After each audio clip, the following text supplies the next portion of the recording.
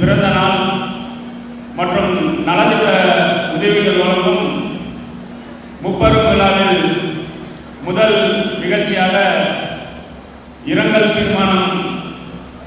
அனைவரும் எழுந்து நின்று 7 நிமிடம் மௌனத்தில் செல்லுமாறு கேட்டுக்கொள்கிறோம்.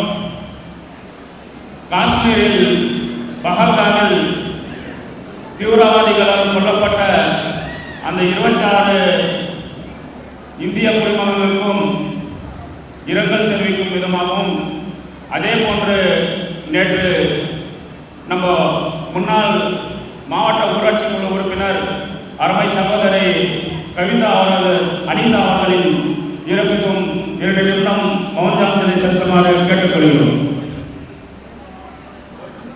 அமைப்பு சாரா கோமசாமியின் மாவட்ட தலைவர் எஸ் கோவிந்தராஜ் அவர்கள் உள்ளிட்ட மூவருக்கும் இரங்கல் தீர்மானம் தெரிவிக்குமாறு கேட்டுக்கொள்கிறோம்.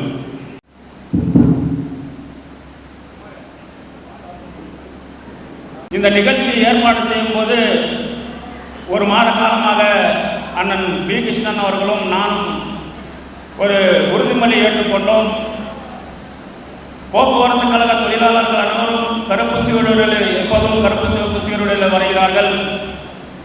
ஒட்டுமொத்த அமைப்பு சாரா தொழிலாளர்களையும் அந்த கருப்பு சிவப்பு சீருடையில் அமர வைக்க வேண்டும் என்று முடிவெடுத்து மாவட்ட கவுன்சில் கூட்டத்தை கூட்டி அந்த கூட்டத்தில் அனைவரையும் வற்புறுத்தி கட்டாயம் நீங்கள் சீருடையோடு தான் வர வேண்டும் என்று சொல்லி இந்த கூட்டத்தை ஏற்பாடு செய்தோம்.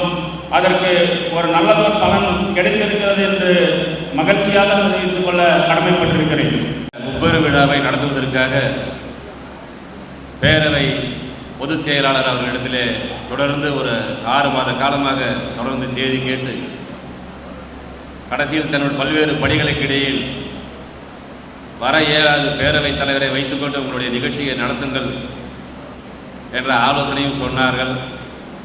இருந்தாலும் அண்ணன் வைபி அவர்களிடத்திலும் அண்ணன் செங்குட்டுவன் அவர்களிடத்திலும் கலந்து பேசி கோபாலகிருஷ்ணனும் நாங்களும் பேரவைத் தலைவர் பேரவை பொதுச் செயலாளர் வந்தால்தான் இந்த கூட்டம் சிறப்பாக இருக்கும் என்பதற்காக காலதாமதப்படுத்தி பேரவை பொதுச் செயலாளர்களை வரவழைத்து இங்கு நாம் அகமகிழ்ந்து கொண்டிருக்கிறோம். தோமுசா அமைப்பு என்பது ஒரு தேர்தலும் பார்த்தீங்கன்னா யார் வர்றாங்களோ யார் நிற்கிறாங்களோ அந்த தொகுதியினுடைய கேண்டிடேட் ஆகட்டும், அந்த பகுதியினுடைய உள்ளாட்சி பிரதிநிதிகளாகட்டும், அவங்க அந்த நேரத்துக்கு வர்றாங்களோ இல்லையோ கண்டிப்பாக தோமுசாவுடைய நிர்வாகிகள் கருப்பு சிவப்பு கட்டி எங்களுக்கெல்லாம் ஆதரித்து அண்ணன் அவர்களையும் என்னுடைய தேர்தலில் தோமுசா நிர்வாகிகள் அனைவரும் ஒரு 500 பேருக்கு மேற்பட்டு அந்த தோமுசா கருப்பு சிவப்பு என்ற துணையை அறிவித்து எங்களுக்கெல்லாம் பிரச்சாரம் செய்து உள்ளாட்சியில் ஆகட்டும், சட்டமன்ற உறுப்பினராகட்டும், பாராளுமன்ற தேர்தலில் ஆகட்டும் சிறப்பாக செய்து கொண்டிருக்க தோமுசா நண்பர்கள் அனைவருக்கும் திராவிட முன்னேற்ற கழகம் மேற்கு மாவட்ட கழக செயலாளர் சார்பாக நன்றியை தெரிவித்துக் கொள்ள கடமைப்பட்டுகிறேன். அதே போல வருகின்ற சட்டமன்ற தேர்தலில் 2026 நடைபெற்றுக் கொண்ட சட்டமன்ற பொது தேர்தலில் தலைவர் தளபதியார் அவர்கள் யாருக்கு கை காட்டுகிறாரோ இந்த மேற்கு மாவட்டத்தில் 3 சட்ட கூட்டணி சேர்ந்து 3 சட்டமன்ற தொகுதிகளில் கண்டிப்பாக அண்ணன் மாவட்ட கழக செயலாளர் என்ன பணிகள் செய்ய ஆணையிடுகிறாரோ அந்த பணிகளை தோமுசா நிர்வாகம் செய்வதற்கு எப்பொழுதும் உறுதுணையாக இருப்பார் என்று சொல்லி, அதே மாதிரி இந்த அமைப்புகளும் கண்டிப்பாக இன்னும் மேலும் மேலும் வளர்ச்சி அடைய பாடுபட வேண்டும் என்று சொல்லி எனக்கு பேச வாய்ப்பு கொடுத்த அனைவருக்கும் நன்றி சொல்லி விடைபெறுகிறேன். நன்றி, வணக்கம். தமிழகத்திற்கு பல்வேறு நலத்திட்டங்களை அறிவித்து இன்றைக்கு தமிழகம் தலை நிமிர்ந்து நிற்கிறது என்று சொன்னால் அதற்கு தலைவர் கலைஞர் தான் காரணம் என்பதை நாம் புரிந்து கொண்டு இன்றைக்கு அந்த தலைவருக்கு இங்கே நூற்றாண்டு விழா எடுத்துக் கொண்டிருக்கின்றோம். அந்த வழியிலே வந்த நம்முடைய மாண்புமிகு முதலமைச்சர் அவர்கள் இந்திய துணைக்கண்டத்திலே சிறந்த முதலமைச்சர், முதன்மை முதலமைச்சர் என்று மற்ற மாநிலங்களுக்கெல்லாம் வழிகாட்டியாக இருக்கின்ற நம்முடைய மாண்புமிகு முதலமைச்சர் அவர்களின் பிறந்தநாள் விழா மற்றும் நாட்டினுடைய முதுகெலும்பாக இருக்கின்ற தொழிலாளர் தோழர்களின் குடும்பங்களுக்கு நலத்திட்ட உதவிகள் வழங்கும் விழா இன்றைக்கு உலகமெங்கும் பறந்து விருந்திருக்கின்றவர்கள் யார் என்று சொன்னால் அவர்கள் தொழிலாளர் தோழர்கள் தான். அந்த தொழிலாளர் தோழர்களுக்காக நம்முடைய திராவிட முன்னேற்ற கழகம் ஆற்றிய பணிகள் என்பது கொஞ்ச நஞ்சமல்ல. எப்படி அமெரிக்காவிலே மேதினர் அங்கே இருக்கின்ற தொழிலாளர்கள் 12 மணி நேரம் 18 மணி நேரம் வேலைகளை செய்து அவர்களுக்கு நியாயமான கூலி கிடைக்காமல் போராடி மேதினத்தை பெற்றாரோ, மேதினம் என்ற ஒரு தினத்தினை பெற்று அன்றைக்கு தொழிலாளர்கள் தினமாக அது கொண்டாடப்பட்டு வருகின்றதோ, அந்த தினத்தை இந்தியாவிலே முதலாக சென்னையில் தான் மேதினமாக கொண்டாடப்பட்டது. அதுவும் நம்முடைய ஐயா சிங்காரவேலர் அவர்கள் தலைமையிலே கொண்டாடி தொழிலாளர்களுக்கு பெருமை சேர்ந்த ஒரு மாநிலம் தமிழகம் என்பதை இந்த நேரத்தில் நான் நினைவு கூற விரும்புகின்றேன். இந்த மாநாடு முத்தமிழறிஞர் கலைஞர் அவர்களுடைய நூற்றாண்டு நிறைவு விழாவை கொண்டாடுகிறது. நம்முடைய கழகத்தினுடைய தலைவர் மாண்புமிகு முதல்வர்களுடைய பிறந்தநாள் 72வது பிறந்தநாள் விழாவை கொண்டாடி மகிழ்ந்து கொண்டிருக்கிறது. ஆகிய நம் தலைவர் கலைஞருடைய சாதனைகளை, அவருடைய புகழை, அவர் தமிழ்நாட்டுக்கு ஆற்றியிருக்கிற அந்த பண்புகளை, அந்த தியாகங்களை இதெல்லாம் சொல்ல ஆரம்பித்தால் அது மணிக்கணக்கில் சொல்லிக் கொண்டிருக்கலாம்.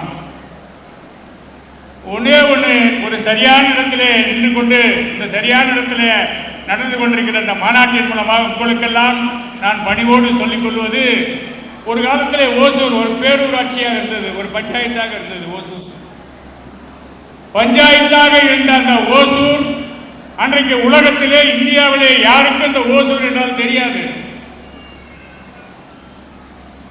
ஆனால் இன்றைய ஓசூர் என்று சொன்னால் உலகத்திலே இருக்கக்கூடிய எந்த மூலை முடுக்கில் இருக்கக்கூடிய அத்தனை நாடுகளுக்கும் ஓசூர் என்றால் தெரிகிறது.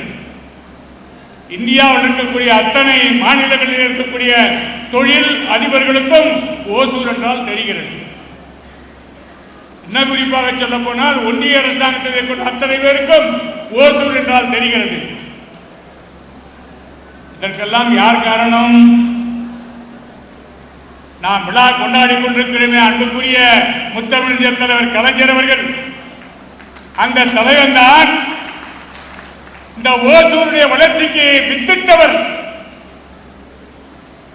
1972ஆம் ஆண்டு ஓசூருடைய முதல் சிப்காட் முத்தமிழர் கலைஞர் அவர்கள் தான் தொடங்கி வைத்தார்கள்.